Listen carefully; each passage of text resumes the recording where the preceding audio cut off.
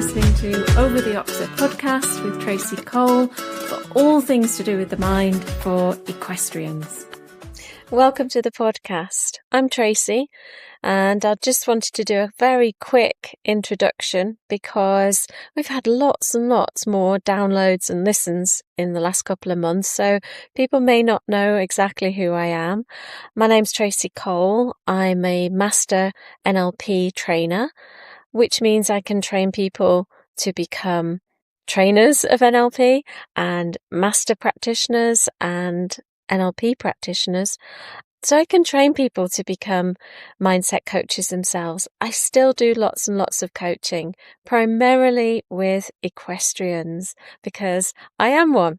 And I love the fact that we're constantly working on ourselves and our horses, and it's a journey.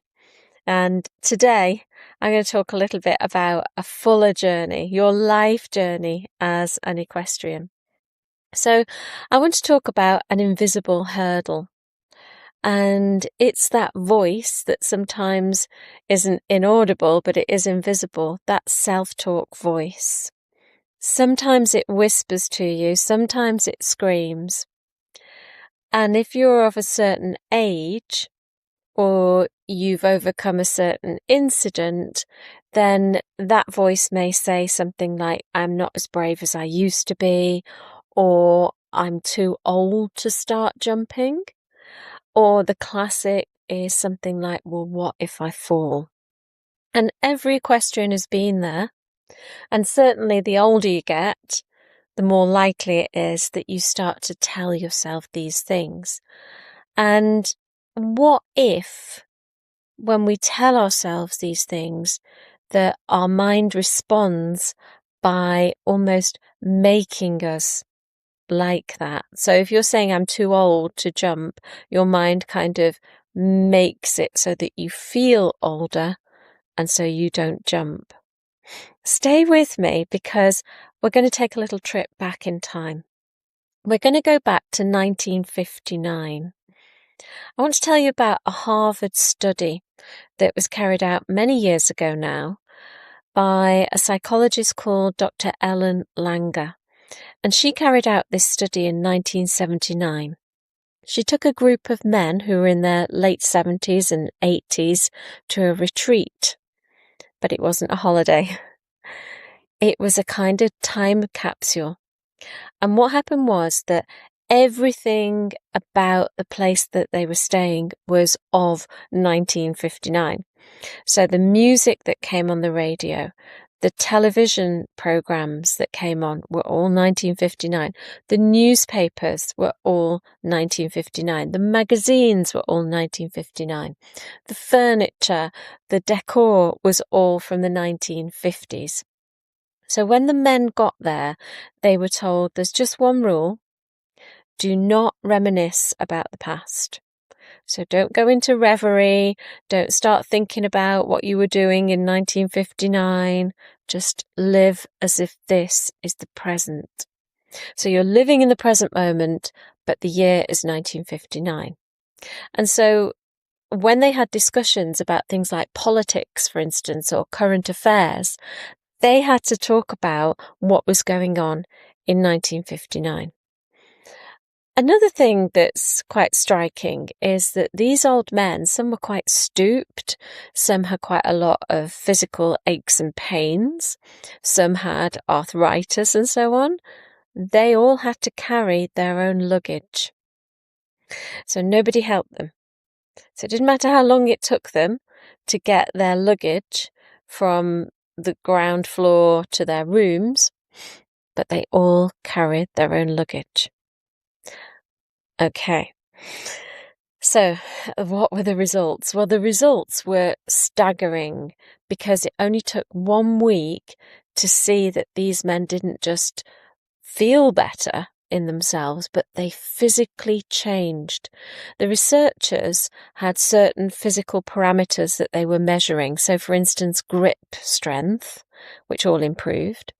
Their posture, in other words, how straight their backs were, that all improved, and their eyesight unbelievably sharpened.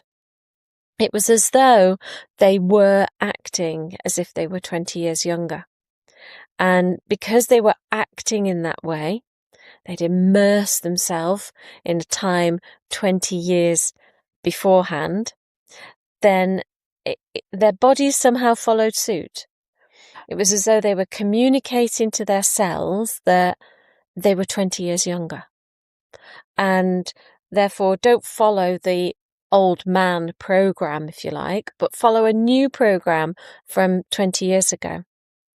And that caught my attention. The fact that they were unconsciously, not with any purpose that they knew of, living as though they were 20 years younger, and their body responded. So how could we apply that to riding?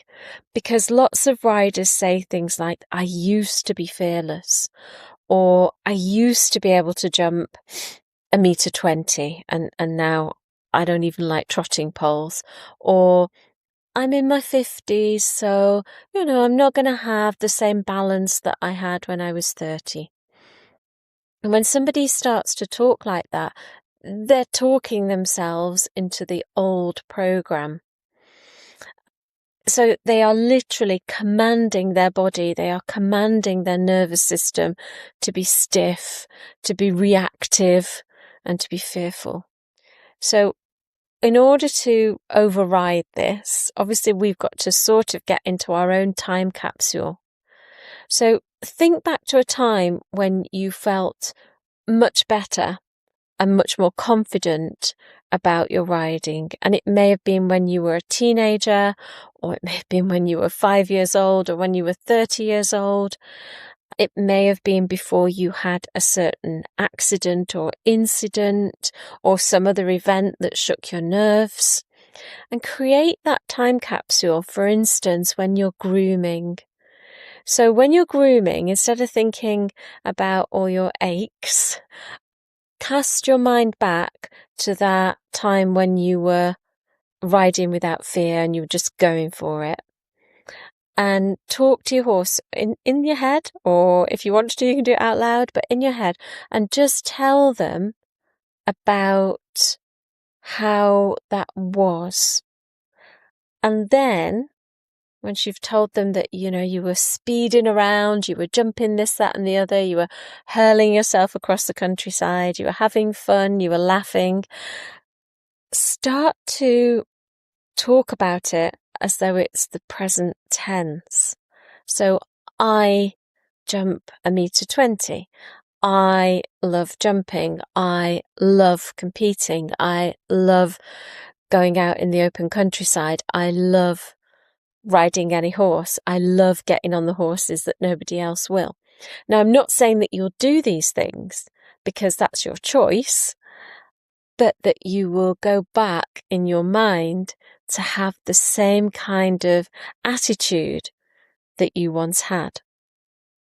So your homework, if you like, if you want to take any homework from this, is having that sort of counterclockwise or anti-clockwise cue. You're turning the clock back. So before you get on, think about one physical trait that your younger self had that you envy now. It could have been that you had lighter hands, deeper seat, better leg position. Maybe you sat upright a little bit more. Maybe you looked ahead. Maybe you didn't look down so much. Whatever it might have been, recall that and recall it in the present tense.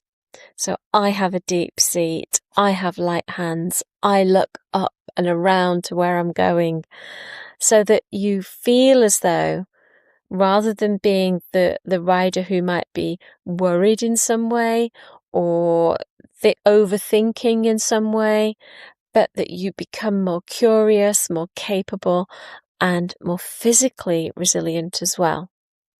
And whenever your brain says, no, but you can't do that, you don't do that, then you can answer back.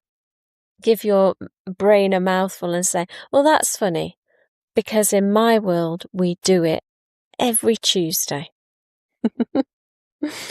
So I hope you had some food for thought from all of this, and I hope you go away and think about your own golden era and what you're going to start telling yourself when you're grooming and when you're just about to get on. Try it for about a week. Remember, those men were immersed in that environment for a week, totally.